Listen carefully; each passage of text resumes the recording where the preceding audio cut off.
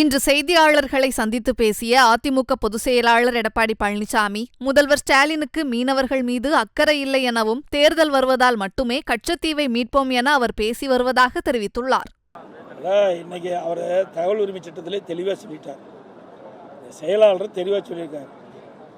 அரசுக்கு தெரிவிக்கப்பட்டுவிட்டது, முதலமைச்சருக்கு தெரிவிக்கப்பட்டது 1974 தெரிவிக்கப்பட்டது என்று தகவல் உரிமை சட்டத்தின் மூலமாக பெற்றிருக்கிறாங்க.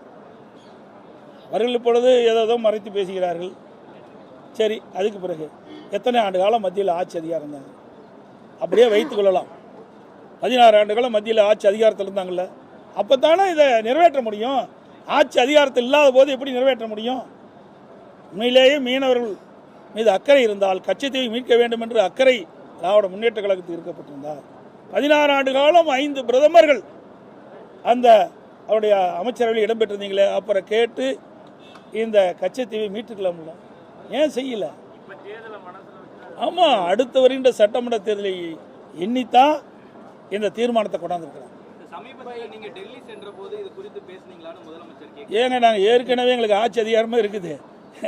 ஆட்சி அதிகாரம் இருக்கும்போது நான் தெளிவுபடுத்தினேன். 2000 நாங்கள் முதலமைச்சர் இருக்கும்போது மீன்வளத்துறை அமைச்சர் திரு ஜெயக்குமாரை நேரிலேயே அழைச்சிட்டு போனோம்.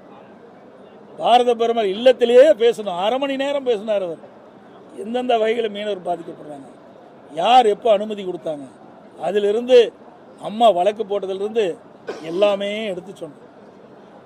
எங்களுடைய கடமை நாங்கள் சரியாக செஞ்சோம். எங்களுக்கு அந்த வாய்ப்பு கிடைக்கல. 16 ஆண்டு காலம் மத்தியிலே ஆட்சி அதிகாரம் கிடைச்சிருந்தா நிச்சயமாக மீனவர் பிரச்சனை தீர்த்திருப்போம். செய்திகளை உள்ளது உள்ளபடி தெரிந்து கொள்ள ரெஃப்ளெக்ட் நியூஸை சப்ஸ்கிரைப் பண்ணுங்க.